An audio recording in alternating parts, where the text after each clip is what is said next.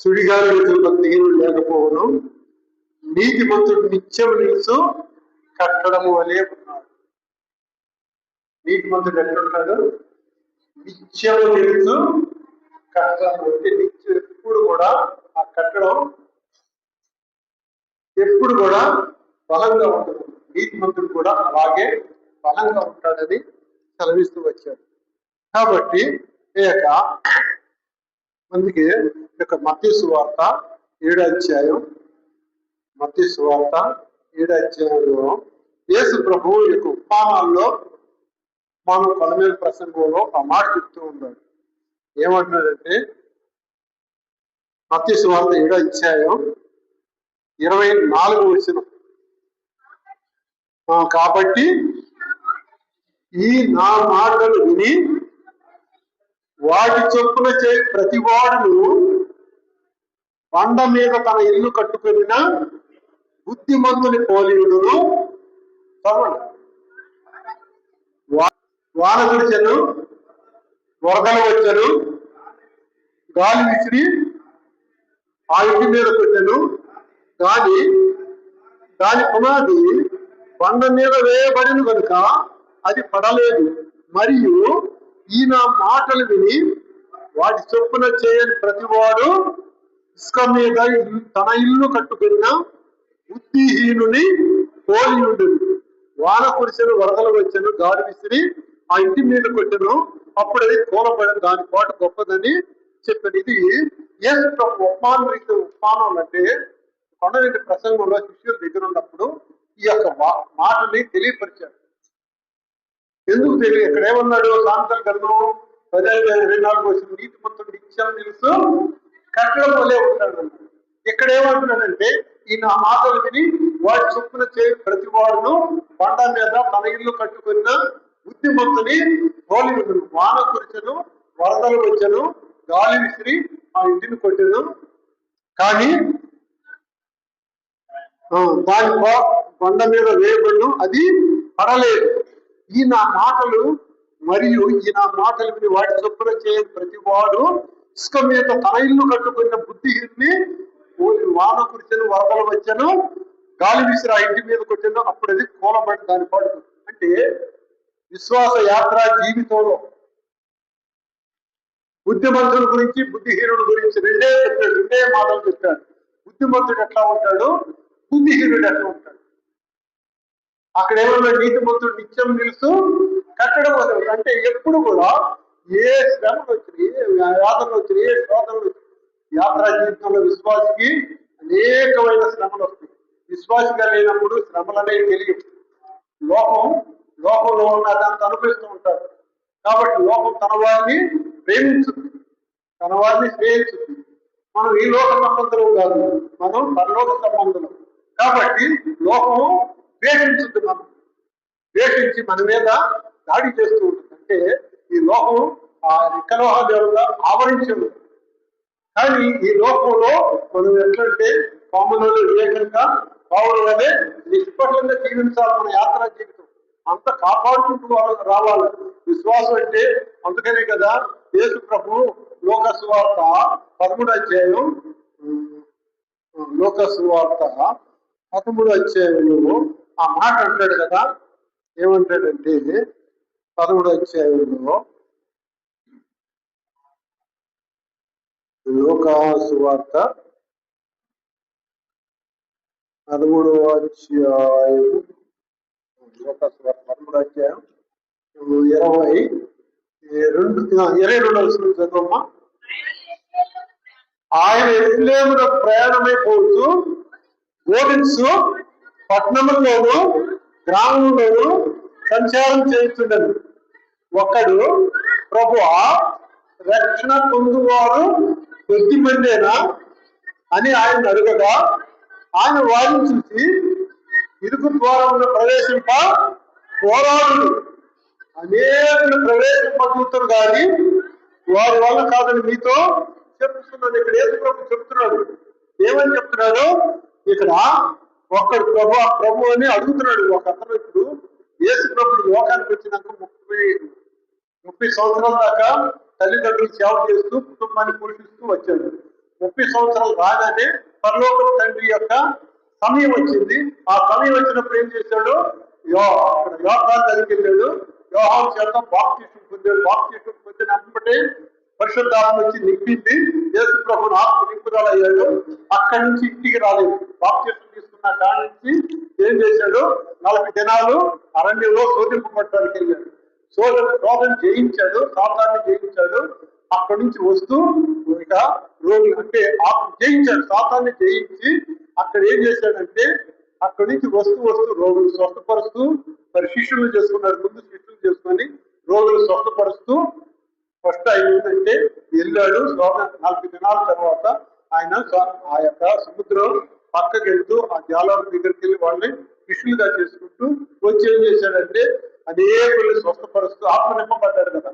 స్వస్థపరుస్తూ అద్భుత కార్యాలు, ఆశ్చర్యమైన కార్యాలు జరిగిస్తూ వెళ్ళాడు. జరిగించినప్పుడు ఆయన ఎమ్మటే ఎట్లా వచ్చారు? జనాలు గుంపులుగా వచ్చారు.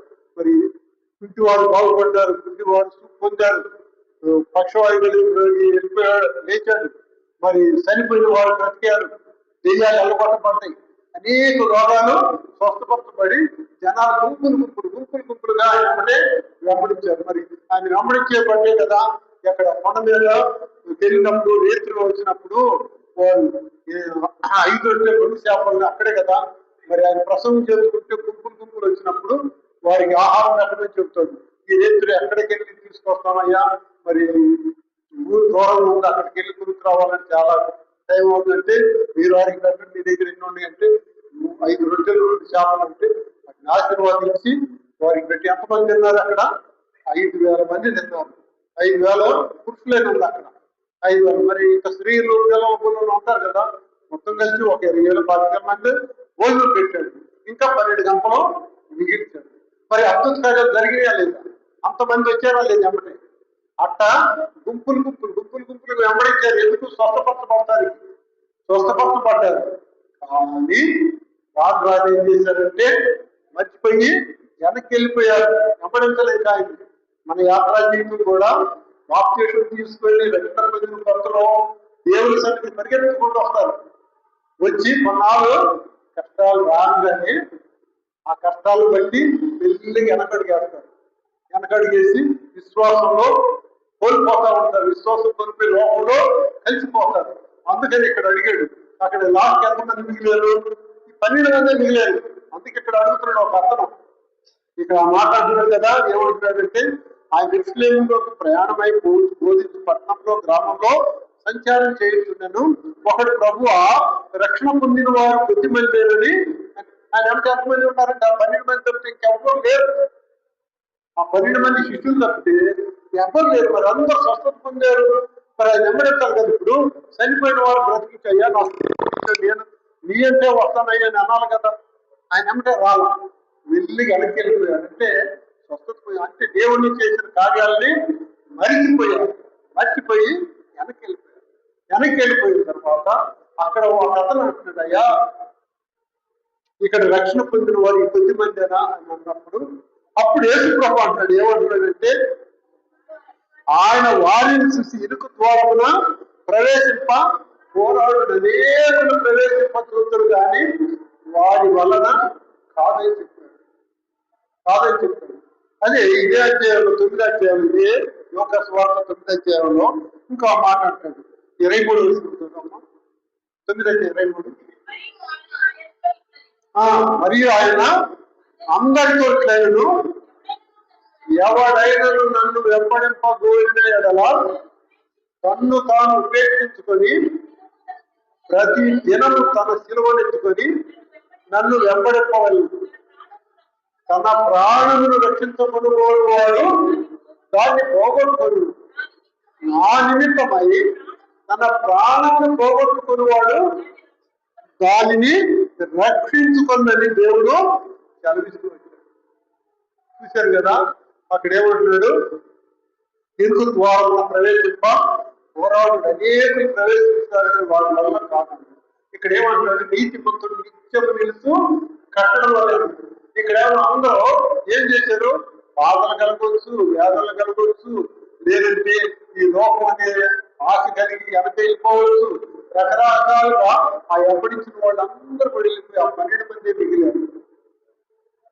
ఆ 12 మంది మిగిలితే ఇక్కడ అడుగుతున్నాడు, ఏందయ్యా రక్షించబడ్డ వాళ్ళు ఈ 12 మందినా ఈ కొద్ది మందినా అని అడుగుతాడు. మరి అప్పుడు ఎంతమంది గుంపులు వచ్చి మరి స్వస్థత పొందారు, వృద్ధులు తిన్నారు, దేవుడి ఆశీర్వాదాలన్నీ పొందుకున్నారు, కానీ దేవుడిని వెంబడించడంలో వెనక్కి వెళ్ళిపోయారు. అందుకని ఇక్కడ సాదృశ్యకి మాట చెప్పాడు అన్నమాట. ఏమంటే ఇక్కడ మత్తయి సువార్త 7:24 మనం చదివింది. దాంట్లో ఏమన్నాడు, ఈయన మాటలు విని వాడి చెప్పున చేయి ప్రతివాడు కొండ మీద ఇల్లు కట్టుకున్న బుద్ధిమంతుని పోలిండునని తెలుగుతున్నాడు. అధ్యాయం 4వ ఆ మాట. బుద్ధిమంతుడు నిత్యం తెలుసు, నీతిమంతుడు నిత్యం తెలుసు కట్టడం వల్లే ఉంటాడు. అంటే యాత్రా జీవితంలో విశ్వాసం అయినాక నీకు కష్టాలు ఎందుకంటే సాతాను వెంబడిస్తూ ఉండదు, విశ్వాసం వెంబడిస్తూ ఉండదు. ఎక్కడ అతను అయిపోయి పడిపోతే సంతోషిస్తారని దేవుడు ఏమన్నా ప్రేమ స్వరూపాయన తన భక్తి ఇచ్చుకున్నాడు. కానీ మరి ఈ యొక్క ఇది సాదృశ్యం చెప్పాడు. ఎందుకంటే ఆయన మాటలు విని వాటిని చొప్పున ఆయన మాటలు ఆయన చొప్పున చేయాలి. చేసినప్పుడు బుద్ధిమంతుడు అవుతాడు, లేకపోతే బుద్ధిహీనుడు అవుతాడు. కాబట్టి ఆ బుద్ధిమంతుడు నిత్యము తెలుసు కట్టడంలో వాన కురిసింది, వరదలు వచ్చింది, తొణకలా వెనకలేదు, స్థిరంగా నిలబడ్డాడు. యాత్రా జీవితంలో నిలబడ్డ వాడిగా ఉన్నాడు. అందుకని ఎవడైనా నన్ను వెంబడింపబోని అలా ప్రతిదినం తన సిలువనెత్తుకుని నన్ను వెంబడించాల. సిలువనెత్తుకోవాలి, బాగా మోసుకుంటూ వెళ్ళాలి. వెళ్ళినప్పుడే ఆ నిత్యరాజ్యాన్ని మనం చేరుకోగలుగుతాం.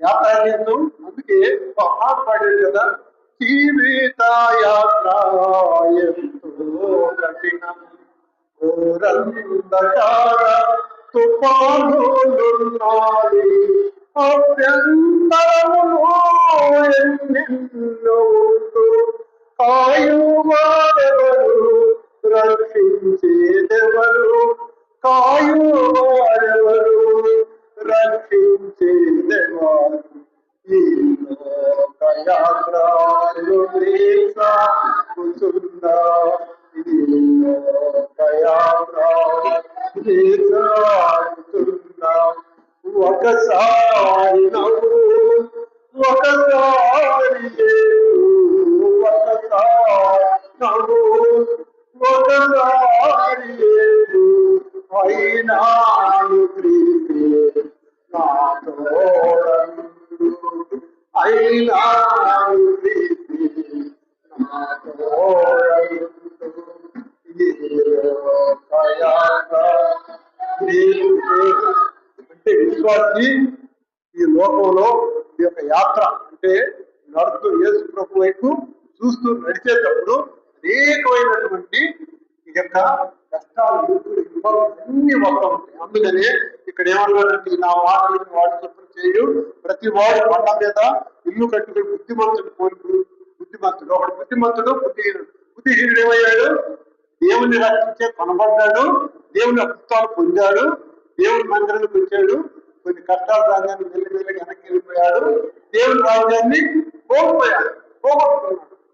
బుద్ధిమంతుడు ఏం చేశాడు, శోధనలు వచ్చినాయి, వ్యాధులు వచ్చినాయి, బాధలు వచ్చినాయి, ఇరుకులు వచ్చినాయి. అందుకని నీ భారం యెహోవా మీద, అప్పుడు నీ ఉద్దేశాలన్నీ కూడా సఫలమవుతాయి. అంటే ఆయన పైన. అందుకని హెబ్రీ పత్రిక 12:2 ఏమంటుంది, విశ్వాసాన్ని కర్త దాన్ని కొనసాగించే వాడైనా యేసుపై చూస్తూ మనకు ముందున్న పందెంలో ఓపికతో ఓపికతో పరిగెత్తినప్పుడు ఆ పందాన్ని ఆ యొక్క గెలవగలుగుతాం, ఆ గురి దగ్గరికి వెళ్ళగలుగుతాం. వెళ్ళాలంటే ఏం చేయాలంటే మనకి ఓపిక అవసరం, ఎంతో ఓపిక అవసరమై ఉంది. అందుకే ఇక్కడ ఏమంటాడంటే చూడండి, ఇక్కడ ఇర్మియా 17:10 ఏముందంటే, దేవుడు హృదయాన్ని పరిశోధిస్తానంటున్నాడు. పరీక్షించే దేవుడు హృదయాన్ని, మన హృదయం ఎట్లుందో ఆయన పరీక్షిస్తాడు. అంటే వాన కురిసింది అన్నాడు కదా, ఫస్ట్ ఏమన్నాడు ఇక్కడ లూకాసు వార్త, నా మాట నువ్వు విని వాడు చొప్పున ప్రతి వాడు బండ మీద ఇల్లు కట్టు బుద్ధిమంతుని పోలిండు, వాన కురిశాను. వాన ఎక్కడి నుంచి వస్తుంది, పైనుంచి వస్తుంది కదా, వాన కురిసింది. వరదలు ఎక్కడి నుంచి వస్తాయి? భూమి మీద గాలి ఎక్కడి నుంచి వస్తుంది? మధ్య. అంటే వాన కురిసేదంటే దేవుడు పెట్టే శ్రమలు, పైనుంచి వచ్చే శ్రమలు. దేవుడు కొన్ని పరీక్షలు పెడతారు. మనం పాస్ అవుతాం లేదు యాత్ర జీవితంలో కొన్ని పెడతాడు, అటు పాస్ అవ్వాలి. రెండోది వరదలు, భూ సంబంధమైన.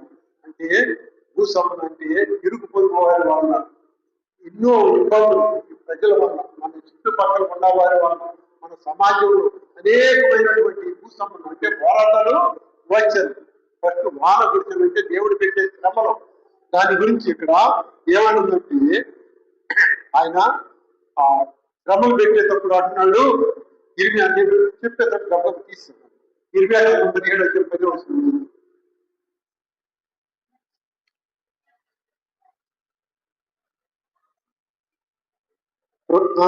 17 కాదు 17 అధ్యాయం 9వ వచనంలోనే ఏమన్నా హృదయం అన్నిటికంటే దాని ఎమ్మడే వచ్చిన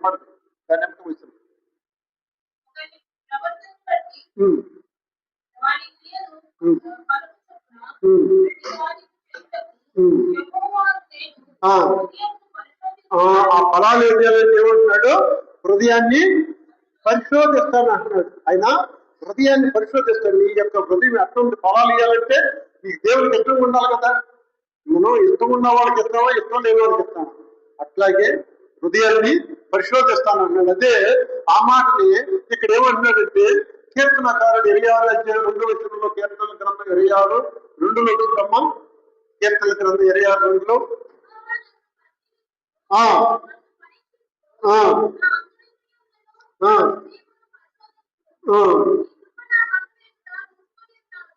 చాలు.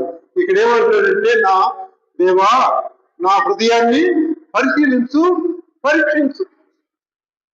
దేవుణ్ణి అన్నాడు దావీదు మహారాజు. ఎందుకంటే నా హృదయంలో నీకు ఇష్టం కానీ ఏది దాగుందో, ఎక్కడ నీకు విరోధంగా పాపం చేశానో నన్ను పరీక్షించయ్యని సెలవిస్తున్నాడు. అలాగే ఇక్కడ ఏమంటాడంటే 139వ అధ్యాయం 23వ వచనంలో కీర్తన గ్రంథం చూద్దామా.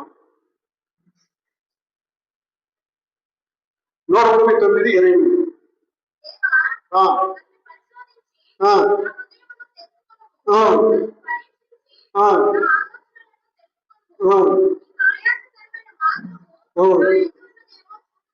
చూడు అక్కడ దావీదు మహారాజు ఏమంటున్నాడు? దేవా నా హృదయాన్ని పరీక్షించు, నీకు అయాస్కరమైంది ఏది నాలో ఉందో దాన్ని తీసివేయమని అడుగుతున్నాడు. చూడండి ఎంత దేవునికి ఇష్టంగా ఉండాలంటే దేవుణ్ణి అడుగుతున్నా, అయ్యా నన్ను పరీక్షించు, నీకు అయాస్కరమైన జీవితం నేను ఎక్కడ జీవిస్తున్నానో నన్ను పరిశోధించని దావీదు మహారాజు అంటాడు. కాబట్టి పరీక్షించి ఎట్లుంటుందంటే మనం వెండి అది పట్టు దాన్ని శుభ్రంగా కడిగితే తెల్లగా మెరిసిపోతుంది. అట్లాగే నా హృదయం కూడా దేవుడు పరీక్షించి ఆయన రక్తంతో ఎప్పటికప్పుడు కడిగేస్తే మనం పరిశుద్ధంగా జీవించగలుగుతాం. అందుకనే ఆ మాట ఇక్కడ ఏమంటాడు యెషయా గ్రంథంలో చూడండి. ఆయన ఏమంటాడు? ఈ యెషయా గ్రంథం 47:10లో 48:10 యెషయా గ్రంథం 48 కుటుంబ స్థితిని వెండిని వేసినట్టు కాదు, ఇబ్బంది కొలిమిలో చాలు. ఇబ్బంది కొలిమి అంటే కష్టాలు. దేవుడు చేస్తాడు కష్టాలు తెలుసు కదా. దేవుడు పుటవేస్తున్నాడు. పుటవేయాలంటే కష్టాలు నీ మీదకి తీసుకొస్తున్నాడు. నువ్వు నిలబడతావా లేదా? నువ్వు మేలు బంగారంగా తయారు కావాలంటే ఆయన కొన్ని పరీక్షలు పెడతాడు. ఆ పరీక్షల్లో నువ్వు విజయాలకు చేకూర్చాలి. ఆ పరీక్షల్లో నువ్వు పాస్ అవ్వాలంటే మళ్ళీ ఆయన దగ్గరికి వెళ్ళాలా. అయ్యా నన్ను అందుకే దావీదు మహారాజు అంటాడు, నన్ను పరీక్షించు, నన్ను పరిశోధించు, నీకు అయాస్కరమైన ఏదో నాలో తీసేయమని దేవుడు అడుగుతాడు. మన వల్ల మనం ఏం చేసుకోలేదు. అందుకనే పరీక్షించాలి. ఆయన పరిశోధిస్తే మనం ఆయనకి ఇష్టమైన పాత్రగా కనబడగలుగుతాం. అందుకనే అంటాడు ఇబ్బంది కొలుగులో పరీక్షించింది. ఇబ్బంది కొలుగు అనేది ఆయన పెట్టాడు. అదే పైనుంచి వాన కురిసే దాని కోసం కొట్టేటువంటి. వాన కురిసి అంటే పైనుండి వచ్చే దేవుడు పెట్టే శ్రమ. అందుకని ఆయన అన్నాడు. ఇక్కడ ఏమంటాడంటే కీర్తన 66:10 కీర్తన గ్రంథం 66:10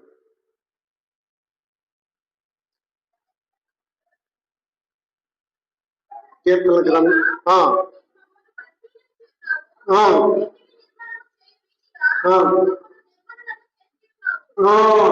ఇక్కడ ఏంటిని నిర్మలం చేసినట్టు నన్ను నిర్మలం చేసి అంటే ఆయన పరిశుద్ధపరుస్తాడన్నమాట. మనం పరిశుద్ధపరిస్తే మనం మేలు నుండి బంగారం లాగా తయారు ఏంటి ఎంత తెల్లగా మెచ్చిపోతాం. మనం కూడా విశ్వాసంలో అంత ఎదిగేవాడి అంత మెచ్చిపోయేవాడిగా ఉండాలని దేవుడి యొక్క సంకల్పం. అదే మొదటి పేతురు పత్రిక మొదటి అధ్యాయం 7వ వచనంలో చూడము. మొదటి పేతురు పత్రిక మొదటి అధ్యాయం 7వ వచనం. నశించిపోవడము అగ్ని పరీక్ష వలన శుద్ధపరచబడుతున్నది, దానికంటే అమూల్యమైన మీ విశ్వాసము ఈ శోధనల చేత పరీక్షలు నిలిచినదై యేసు క్రీస్తు ప్రత్యక్షమైనప్పుడు మీకు మెప్పును మహిమయు ఘనతయు కలుగుటకు కారణమవుతుందన్నమాట. చూడండి, ఆయన పరీక్షిస్తే మనం ఎట్లా ఉంటాం? ఆయనకి మెప్పు ఘనత ఇచ్చేవారిగా ఉంటాం. ఆయన మెచ్చుకుంటాడు, ఘనతను మనకి అనుగ్రహిస్తాడు. చూడండి, ఆయన కాడి కింద మనం వెళ్ళాలి. అందుకని పైన వాన కురిసిందంటే, వాన కురిసిందంటే పైనుంచి వచ్చే శ్రమలు, యేసు ప్రభు పెట్టే శ్రమలు అంటే దేవుడు పెట్టే శ్రమలు. ఒక విశ్వాసకి శ్రమల ద్వారా వాళ్ళని ఎంత నిర్మలం చేసి పరిశుద్ధమైన పాత్రగా చేస్తున్నాడో చదివిస్తూ వచ్చింది. అయితే వరదలు వచ్చిందంటే భూసంబంధమైనవి. ఇది అంటే చూడండి, కీర్తన గ్రంథం 40వ అధ్యాయం 17వ వచనం. కీర్తన గ్రంథం 40వ అధ్యాయం 17. నేను శ్రమల పాలై దీనున్నై అయితిని, ప్రభు నన్ను ఫలంచు. శ్రమలు, ఈలోక శ్రమలు వచ్చినప్పుడు ఏమయ్యాడు? దీనుడైపోయాడు. విశ్వాసం దీనుడైపోయాడు. ప్రభు నన్ను ఫలంచుకుంటున్నాడు. చూడండి చక్కగా ఎట్లా అంటున్నాడు. ఇప్పుడు దేవుని దగ్గరకు వచ్చాడు. దేవుని దగ్గరకు వచ్చి, నా రక్షణకర్త నీవే నాకు సహాయకుడు, నువ్వు సహాయం చేసే దేవుడు అంటే. ఆ యొక్క కట్టడం ఎట్లా ఉంది? వాన కురిసింది, వరదలు వచ్చినాయి, ఏమి చెప్పు చేస్తాడు, నిలబడుతుంది స్ట్రాంగ్ గా. నేలింబందారంటే బలమైన, అది నీటి ముందు నిత్యం నిలుచు కట్టడం వల్ల. అంటే ఆ కట్టడం ఎన్ని శ్రమలు, ఎన్ని వేదనలు, ఎన్ని శోధనలు వచ్చినా కానీ అది స్ట్రాంగ్ గా ఉంటుంది. ఎందుకంటే ఆ పునాది ఎక్కడ ఉంది? క్రీస్తు మీద. క్రీస్తు అనే బండ మీద స్థిరపరచబడి ఉంది. అందుకని ఇక్కడ ఏమంటున్నాడంటే, నేను శ్రమల పాలై దీనుడైతే ప్రభు నన్ను తలంచుకున్నాడని చేస్తున్నాడు. అదే 69వ కీర్తన 20వ వచనంలో ఆ మాట అంటాడు.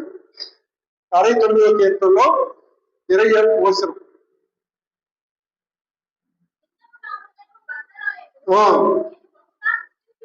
చూడండి, ఈ లోకంలో జనులు నిందిస్తూ ఉంటారు. ఇది భూ సంబంధమైన అంటే వరదలు వరదలు దేనికంటే ఈ లోకంలో వరదలు గుంచి వేస్తాయి అంటే శ్రమ, అదొక శ్రమ.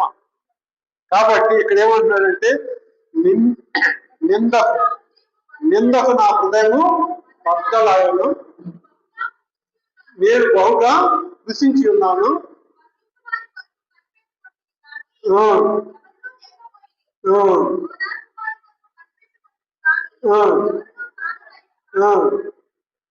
చూడండి, ఎవరు కూడా ఆ సమయాన వచ్చేవారు. అప్పుడు ప్రభు నన్ను తలంచుకునే దేవుడు, నా రక్షణకర్త ఆయన, నా సహాయకుడు ఆయన మీద. అందుకే నీ భారం యెహోవా మీద మోపు, నీ ఉద్దేశములన్నీ కూడా సఫలమవుతాయి అన్నట్టు.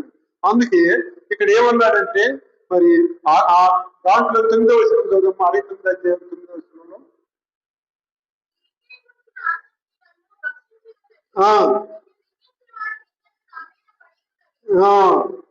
చూడండి, నిన్ను నిందించిన వారి నిందలు నా మీద, అంటే దేవుడి మీద పడుతుంది. మనం నిందించినప్పుడు, మనం దేవుని కొరకు యథార్థంగా ఉన్నప్పుడు ఆ నింద దేవుని పెట్టనంటే ఆ దేవుని అన్నట్టు. కాబట్టి అక్కడ అంటున్నాడు, నిన్ను నిందించిన వారి నిందలు నా మీద పడి ఉంది, నా మీద పడుతుంది. నన్ను అనేది నిండు కాదని దేవుడు సెలవిస్తున్నాడు. కాబట్టి అక్కడ ఏమంటున్నాడంటే 109వ కీర్తనలో 25వ వచనంలో చూడమ్మా.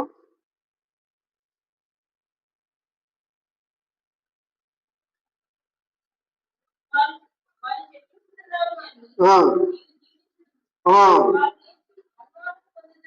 ఆ, ఆ, ఉమ్, ఉమ్. వారి నిందలకు నేను ఆస్పద 109:25.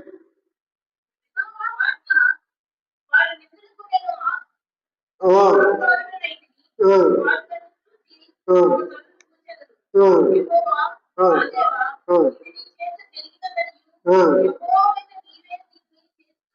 ఆ, ఆ. అది ఎప్పుడైతే, అందుకనేగా నీ భారం మీద యోహం మీద ఇప్పుడు ఎప్పుడైతే నరులు దూషించారంటే ఈ లోక సంబంధమైనటువంటి జనులు దూషించినప్పుడు దేవా అంటే దేవుని దగ్గరికి వెళ్ళాలి మనం. ఆయనే మనల్ని ఆదుకునే దేవుడు, మనకి కరుణించే దేవుడు, మనల్ని కాపాడి ఆ యొక్క ఇబ్బందులన్నింటిలో నుంచి విడిపించే దేవుడు. అట్లాగే ఇక్కడ ఏమంటున్నారంటే యెషయా గ్రంథం 51:7 చదవమ్మా.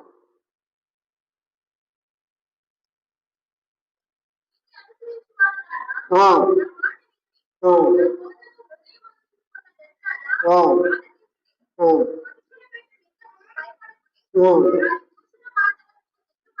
ఆ. మనుషులు పెట్టే నిందలకి భయపడవద్దు, వాళ్ళ మాటలకి దోషులకి దిగులు పడవద్దు అంటున్నాడు. ఇవన్నీ ఈ భూలోక వరదలు వచ్చిన ఫస్ట్ వాళ్ళ గురించి దేవుడు పెట్టే శ్రమల ద్వారా ఆయన మేలు బంగారుగా తయారు చేస్తాడు విశ్వాసాన్ని. అలాగే ఈ యొక్క వరదలు, ఈ వరదలు వచ్చేటప్పుడు ఏం చేయాలా? ఆయన వైపు చూడాలి. దేవుడి వైపు చూసినప్పుడు ఆయన మనల్ని ఆదుకుంటాడు, మనకి సహాయకుడు, మన రక్షకుడు, రక్షించే దేవుడు. ఆయన వైపు చూడాలి. ఇది భూలోక సంబంధం, వరదలు వచ్చేదనే దానికి నిదర్శనం. మూడోది ఏంటంటే గాలి. గాలి ఎక్కడ ఉంటది? గాలి అనేది ఏంటి? దెయ్యం పడితే గాలి పట్టిందంటారు. అందుకని అక్కడ ఏమంటాడు? నువ్వు ఎక్కడి నుంచి వచ్చావంటాడు. ఏ గ్రంథం 1:8 ఆ అపవాది నువ్వు ఎక్కడి నుంచి వచ్చావంటే నేను గాలి అటు ఇటు తిరుగుతూ వచ్చి, అంటే దానికి కాళ్ళు లేవు, చర్మం లేదు, శరీరం లేదు, గాలి. అది గాలి, సాతాన్ అనేది ఒక గాలి. అందుకని లోక సువార్త 4వ అధ్యాయంలో చూడమ్మా. లోక సువార్తలో సూత్రం లాస్ట్లో ఉంటది. అక్కడ ఈ శిష్యులు భయపడతా ఉంటారు. లాస్ట్ అధ్యాయంలో 39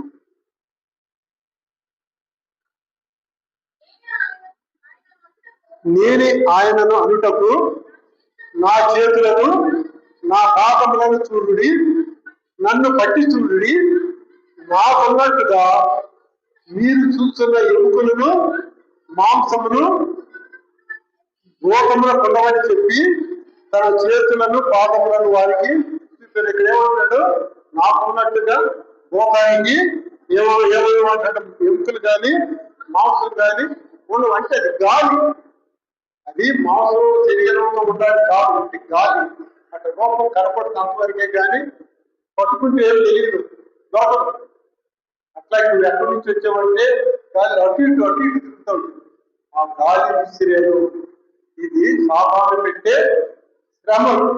ముందు దేవుడు పెట్టే శ్రమలు చూసాం, ఈ లోక సంబంధాలు పెట్టే శ్రమలు చూసాం. మూడవది ఈ యొక్క సాధారణ తెచ్చే శ్రమలు. ఈ సాధారణ తెచ్చే శ్రమల గురించి ఇక్కడ ఏమంటున్నాడంటే మత్తయి సువార్త 4వ అధ్యాయం 1వ వచనం చూడమ్మా.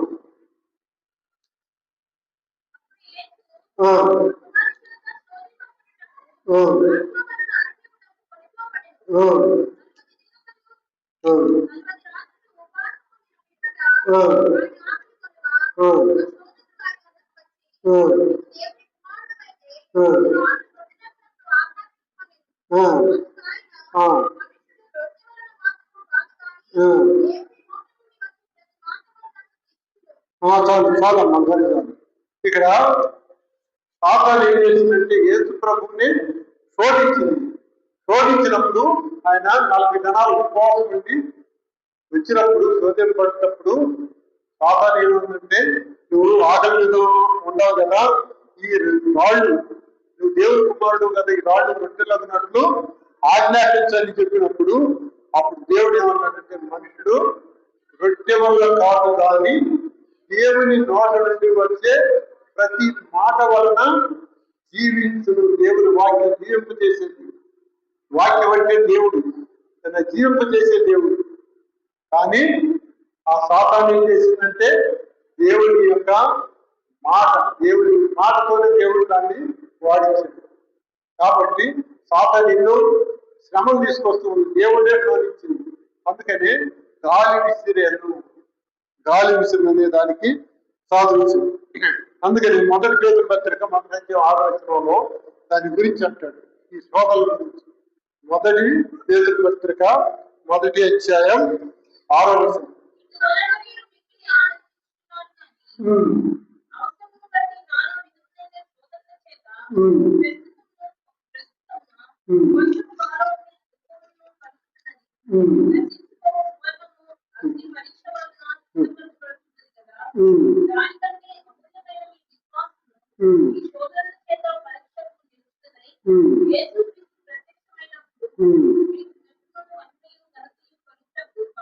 ఏమంటున్నాడంటే, కొంచెం కాలం ఇక్కడ అంటున్నాడు, నానా విధములైన శోధనల చేత ప్రస్తుతము మీకు కొంచెం కాలం మీకు దుఃఖం. కొంచెం కాలం అంటే ఈ లోకంలో జీవించేంత కాలం దుఃఖం, వేదన, శోధన ఇవన్నీ ఉంటాయి. ఎందుకంటే విశ్వాసం లేకపోతే విశ్వాసం అనేది కోల్పోతాడు. అందుకని శ్రమలు అనేవి రావాలి. శ్రమలు వస్తేనే మన బంగారం ఎట్లాగా మన వాసన పట్టి పెట్టిపోయి ఉంటుంది, దాన్ని అగ్నితో కాలించి ఎట్లుంటుంది, వేరు బంగారాలకు తగ్గ పెరుగుతూ ఉంటుంది. మన విశ్వాసం కూడా ఈ యొక్క శోధన లాభంతో కడుపు నిండా తింటాం, హాయిగా పోయి ఏ బాధ దిగులు లేనప్పుడు హాయిగా పడుతుంది. దేవుడి గురించి తలచు. ఎప్పుడైతే మనకి బాధ, శోధన, ఎలాంటి కష్టాలు వచ్చినాయనుకో అప్పుడు ఎట్లా ఉంటామంటే, అయ్యా ఈ బాధ తీసే ఓర్చుకోలేకపోతున్నాను, ఇది మొయ్యలేకపోతున్నాను, ఈ నింద భరించలేకపోతున్నాను. అప్పుడు దేవుడు దగ్గరికి వెళ్తాడు. అది అంటే ఆ శ్రమల గుండా విధేయత. అందుకని ఆయన శ్రమల ద్వారా విధేయత నేర్చుకున్నాడు. ఫిలిప్పీ పత్రికలో ఆ మాట ఉంటుంది కదా, ఫిలిప్పీ పత్రికలో ఆ మాట ఉంటుంది. ఫిలిప్పీ పత్రిక 2వ అధ్యాయం, ఫిలిప్పీ పత్రిక 2వ అధ్యాయంలో ఆ మాట చదువుతాను. క్రీస్తు యేసు కలిగిన మన 3వ వచనం చూడండి, 5వ వచనం. క్రీస్తు యేసు కలిగిన మనసు మీరును కలిగి ఉండి, ఆయన దేవుని స్వరూపము కలిగిన వాడై ఉండి దేవునితో సమానముగా ఉండుట విడిచిపెట్టకూడని ఆజ్ఞమని ఎంచుకొనలేదు, కానీ మనుషుల పోలికగా పుట్టి దాసుని స్వరూపమును ధరించుకొని తన్ను తానే వ్యక్తినిగా చేసుకొనెను. మరియు ఆయన ఆకారముందు మనుషుడిగా కనబడి మరణము పొందినంతగా, అనగా శిలువ మరణం పొందినంతగా విధేయత చూపిన వాడై తన్ను తాను తగ్గించుకుని. దేవుడు, ఆయన దేవుడే, దేవుని స్వరూపం కలిగిన వాడు. ఆయన మాట ఉన్నాడంటే అది నెరవేరుతుంది. కానీ తండ్రి చిత్తాన్ని నెరవేర్చడానికి ఆయన ఏం చేశాడు, తన్ను తానే తగ్గించుకొని మానవ రూపం ధరించాడు. మనిషి పోలికగా పుట్టి దాసుని స్వరూపం. మరి మనుషుల పోలికలో పుట్టి మనుషులు రాజుగా పుట్టచ్చు కానీ, మనిషి అంటే రాజు కూడా మనిషి, రాజు పోలిక పుట్టుకోవాలి. దాసుడు అంటే నేను పని చేయడానికి వచ్చేదాన్ని, పని చేయించుకోవడానికి రాలేదు, పని చేయడానికి అనేకకి క్రయధనంగా అర్పించుకోవడానికి వచ్చాను, కానీ నేను ప్రాణం పెట్టడానికి వచ్చేదాన్ని, ప్రాణం చేస్తానికి రాలేదు. కాబట్టి ఆయన తనను తాను తగ్గించుకొని విధేయత చూపించాడు, మనకు చూపించాడు. అందుకని పౌలు గారు అంటాడు కదా, క్రీస్తు యేసులో కలిగిన మనసును మీరును కలిగి ఉండాలి. ఆయన కలిగి ఉన్న మనసును మనం కూడా కలిగి ఉండాలి. ఇక్కడ అదే మాట అంటున్నాడు, కలిగిన మనసు మీరును కలిగి. నేను క్రీస్తుని పోలి నడుచుకున్న ప్రకారం మీరు నన్ను పోలి నడుచుకోమంటాడు. దేవుడు ఏ విధంగా చెప్పాడు ఆ విధంగా జీవించాడు పౌలు గారు. ఫస్ట్ దేవునికి శత్రువుగా జీవించాడు. దేవుడు ఎప్పుడైతే పట్టుకున్నాడో అందుకని ఆ మాట అపొస్తలుల కార్యాల్లో ఉంటుంది. ఆ మాట ఏమంటాడంటే 20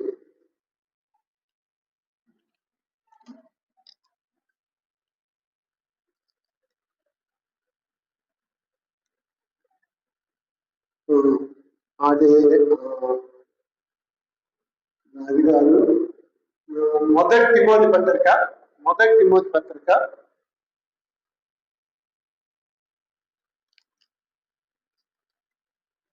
మొదటి తిమోతి పత్రికలో ఆ మాట ఏమంటే పూర్వము దోషకు మొదట 12 వచ్చింది. పూర్వము దోషకుడను హింసకుడను హానికరుడైన నన్ను తన పరిచర్యకు నియమించి నమ్మకమైన వాడిగా ఇచ్చినందుకు నన్ను బలపరిచిన మన ప్రభువైన క్రీస్తు చేసిన కృతజ్ఞుడై ఉన్నాను. తెలియక అవిశ్వాసం వలన చేసి తిని కనుక కనికరించబడి అంటూ ఇంకొక మాట ఏమంటాడంటే నేను ఏది చేత పట్టబడినో దాన్ని నెరవేర్చాను. ఏం కోసం నేను పట్టబడ్డానో ఆ పని నెరవేర్చడానికి ఆయన పట్టుకున్నాడు. దేని పట్టుకున్నాడంటే ఇతని వల్ల ఎన్ని చేయించాలి.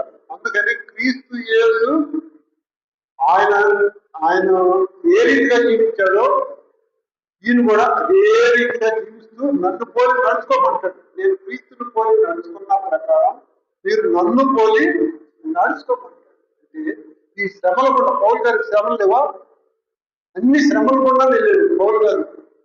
ఆ శ్రమల ద్వారా విధేయత యేసు ప్రభు ఆ శ్రమల ద్వారా విధేయత నేర్చుకున్నప్పుడు మనం కూడా ఆ శ్రమల ద్వారా సాతాను ఎన్నో రకాల శ్రమలు తీసుకొచ్చి ఆ శ్రమల్ని మనం జయించుకుంటూ వెళ్ళినప్పుడు ఆ నిత్య రాజ్యాన్ని మనం స్వతంత్రించుకుంటాం.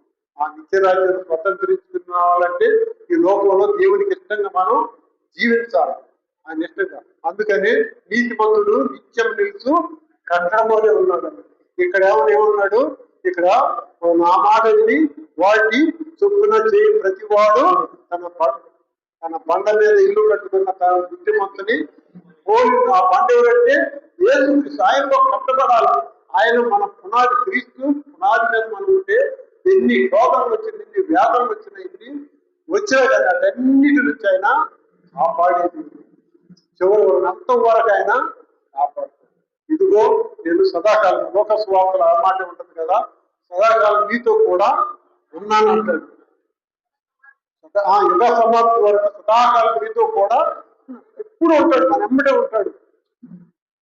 వారు నన్ను అడగక ఆలోచన చేస్తున్నారు అంటాడు.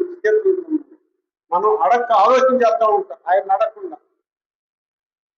మనం ప్రతిది కూడా ఆయన అడిగితే అడుగుడి మీకు ఇయ్యబడు. అడగండి. నీ బాధ వచ్చినప్పుడు నన్ను అడుగు, నేను తీరుస్తా. అది దేవుడు చెప్తుంది. నీకు శ్రమలు వచ్చినాయా, శ్రమంలో నన్ను మొరపెట్టు. అదే అంటాడు, నీవు నాకు మొరపెట్టు, నేను నీకు ఉత్తరం ఇచ్చాను అని అంటాడు కదా. ఇర్మియా గ్రంథంలో ఆ మాట అంటాడు. ఆపత్కాలమున నీవు నన్ను మొరపెట్టుము. 57 కీర్తనలో కూడా ఆ మాట ఉంటుంది. అది ఆయన ఆపద వచ్చినప్పుడు ఆయన ఎప్పుడైతే అడుగుతావో ఆయన ఇచ్చేది. అందుకని వాన కురిసెను, వరదలు వచ్చాను, గాలి విసిరను, ఆ ఇంటి మీద పెట్టాను. అది బండ మీద కట్టబడిన కనుక అది పాడవలేదు. అదే ఈ యొక్క బుద్ధిహీనుడిని ఇసుక మీద కట్టుకున్నాడు. బండలేదు, స్థిరత్వలేదు, పడిపోయాడు, కొట్టుకుపోయాడు. ఆ వరదను కొట్టుకుపోయాడు. విశ్వాసం అనేది కొట్టుకుపోయింది. అందుకు అనేక ప్రవేశ పొందుతారు కానీ వారి వల్ల కాదని చెప్పారు. ఎవరు కాదన్నాడు? అవిశ్వాసం. బుద్ధిగల కన్యకలో 10 మంది వెళ్ళారు. 5గురు విశ్వాసంగా కోల్పోయారు. 5గురు ఆయన విందులో వాళ్ళు. మనం కూడా ఆయన నిత్య రాజ్యంలో 1000 ఏళ్ళు పరిపాలన. ఏది ఆకాశం ఆయన భూమి మీదకి వచ్చి 7 ఏళ్ళు విందు. మధ్యాకాశం. మనం ఎట్లా ఉన్నట్లయితే అనుకోని గడియలో ఆయన మనల్ని తీసుకెళ్తాడు. ఏది జయించిన వారు మన విశ్వాసాన్ని కాపాడుకుంటూ ప్రతిదినం ప్రతి క్షణం కూడా మనం కాపాడుకోవడానికి ఆయన్ని ముందు పెట్టాలి. ఒక రోజు వచ్చింది, ఆ వచ్చినప్పుడు మనం ఆ పని ఎత్తపడతాం. మధ్యాకాశాన్ని తీసుకెళ్తాడు, అక్కడ పెట్టి 7 సంవత్సరాలు విందు విడవబడితే 7 సంవత్సరాలు నరక వ్యాధులు. తర్వాత యేసు ప్రభు పరిశుద్ధులతో ఈ లోకానికి వస్తాడు, 1000 ఏళ్ళు పరిపాలన చేస్తాడు. 1000 ఏళ్ళు పరిపాలన చేస్తా తీర్పు వచ్చింది. ఆ తీర్పు తర్వాత మనల్ని నిత్య రాజ్యానికి యుగాలు ఆయన రాజ్యం, ఆయన నిర్మించిన రాజ్యం, పరలోక రాజ్యం. మరణం, దుఃఖం, వేదన, శోధన ఇవన్నీ ఉంటాం, ఆకలి డప్పులు ఉండవు. ఆయనే జీవాహారం ఉన్న దేవుడు, ఎప్పుడు సంతోషం. ఆ సంతోషం పొందటానికి మనం ఇదంతా చేసేది. ఇదంతా అల్పకాలం, అది నిత్యత్వం. ఆ నిత్యత్వం కొరకు మన విశ్వాసాన్ని కాపాడుకుంటాం. అందుకనే దేవుడి వాక్యాన్ని మనం బలపరుచుకోవడానికి ఎప్పటికప్పుడు వాక్యం ద్వారా మనం భద్రపరుచుకోవాలి.